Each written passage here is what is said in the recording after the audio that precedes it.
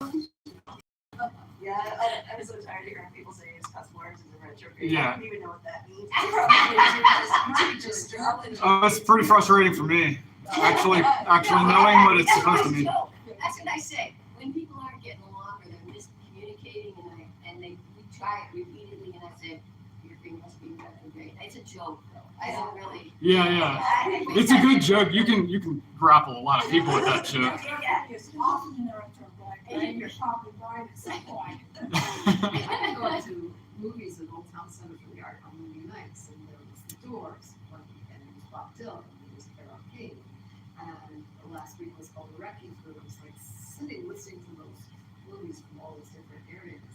Listening to our childhood. Yes, it was like, okay, they've been really fun. But it really took me back to places like Easy Road, Hippie Road, and just dance. Yeah, just dance. That's what I always say, just keep Of dancing. course, it's all people my age there. So. Well, Just Dance is a good way to segue into the first, our first inquiry into consciousness, I would say. Because that might be all that we're left with at the end of this conversation. I don't think we're going to actually solve the hard problem of consciousness as it was framed by. I don't have all the answers. Oh, God. Well, you have to ask a question before you come up with an answer, right? Oh, okay. So this is a class in philosophy and spirituality. So I can't just take you through the Western philosophical ideas of consciousness and all the epistemology that surrounds that. But one thing we can say in the context of spirituality is that the word consciousness is used quite a lot. To be on a spiritual path, we might say, is to be conscious of that path, conscious of ourselves on that path. So what does that mean? So we'll start with Descartes' famous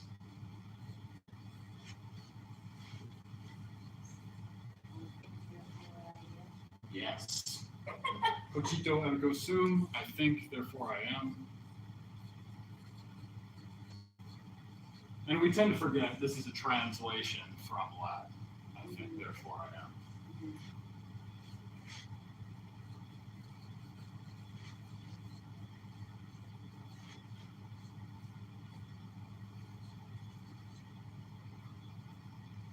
So this is one of the, I'm not going to say most foundational just because it's popular. It's one of the most popular Western inquiries into consciousness. Is this statement right here. I think, therefore I am. I am meaning my state of consciousness, whatever that is. And the rest of the statement is some attempt to get there. Right? So there's a thing called consciousness. I am what? I just am. I am conscious.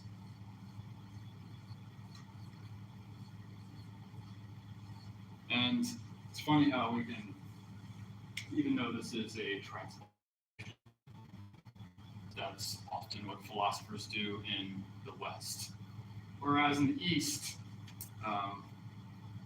Vedic practitioners, whether their primary field is astrology or Ayurveda, the play of the elements and constitution, or yoga, the embodiment of mind within physical movement.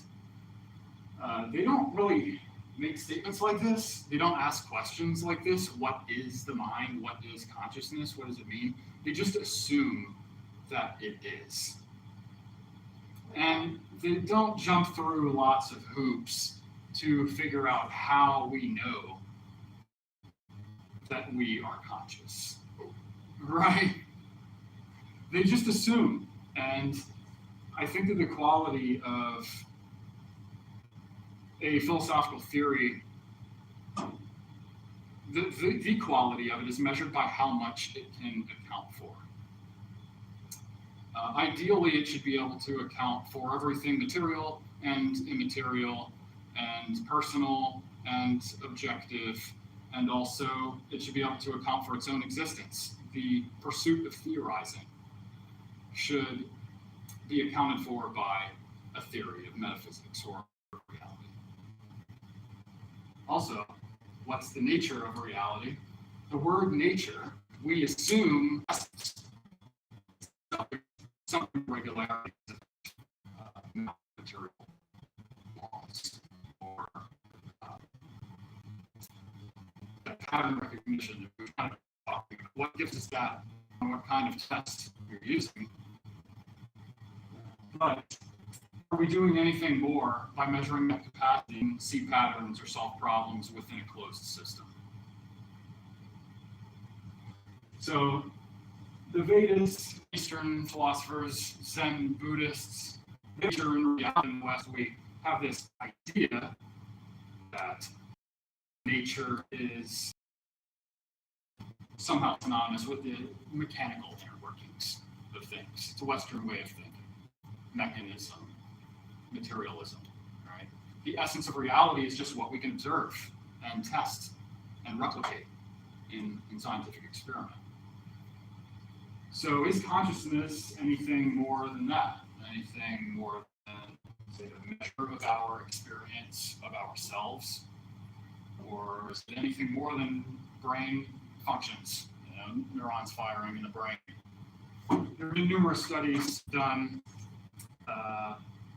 that very naively, its practitioners have claimed that they've debunked free will because simply they were able to observe neurons firing in the brain before the person could report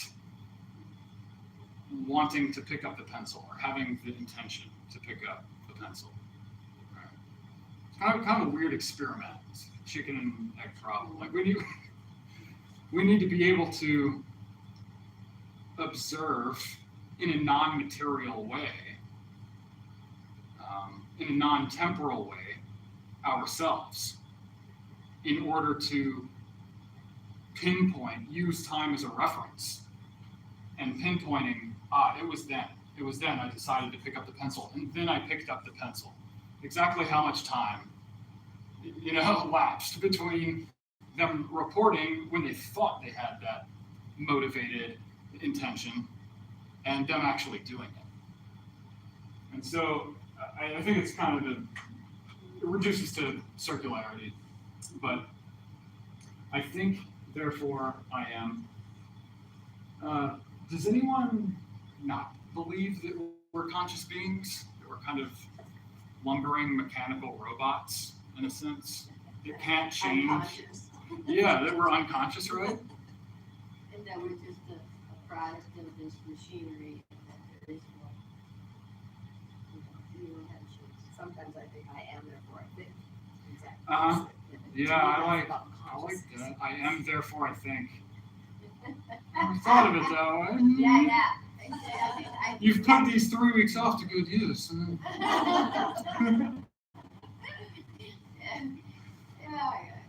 Well, So that's consciousness to me, I am.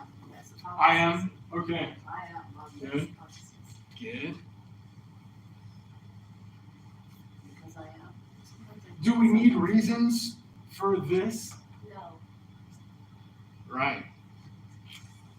there's things we can't understand. We make decisions to tell us that we need reasons. Right. Somehow the thinking part, but the I am the consciousness. Well, and we have a compulsion to understand what we don't understand, Yes. right? We have like this desire to know ourselves better. And to what end do we pursue self-knowledge? That can be motivated by any number of things, right? Like I want to know myself better. Why? Why can you just be? Can you be in a room alone by yourself without delving into like personality systems and astrology, technical, logical, patterned information?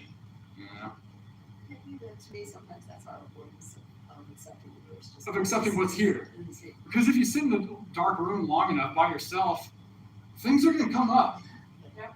Right? That's why in and I'm using astrology to explain this right now.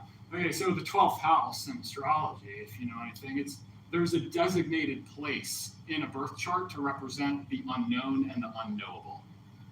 The things which could, in a number of ways, cause us depression, fear, and what are the places that are represented by that part of the birth chart? Confinement, solitary confinement, prison, hospitals, mental asylums, being in a dark room by yourself. So in a way, that part of the chart is like trying to account for everything that the other material parts can't account for, right? Even though the opposite to that, talk about polarity, every force has an equal and opposite reaction, right? You need will to put it in the source of our reactions and all the rest of it, has an opposite part of the chart, which is the most tangible, most material part of the chart. It's about stuff, it's about routine, stuff you just have to do to stay alive and to survive and to not go too far into debt. Right? And so what the unknown represents is values. And the things that come up when we're sitting alone in a dark room by ourselves is fear of that which we're valuing and is guiding our actions toward the distractions of everyday life when we're not stuck home alone by ourselves. If that makes sense. So we always need to justify things, you know? But like, I like to think that astrology gives us some symbolic reference points for understanding all the aspects of nature and our experience here on Earth. And it's just one way of doing that, right? But we have some kind of compulsion, motivation. So it's a psychological issue too that we have in the West to try to seek self-knowledge. Why do we have to seek anything? Consciousness is. It is. Good. Exactly. So this is an avenue that someone's trying to take. Rene Descartes, French guy, just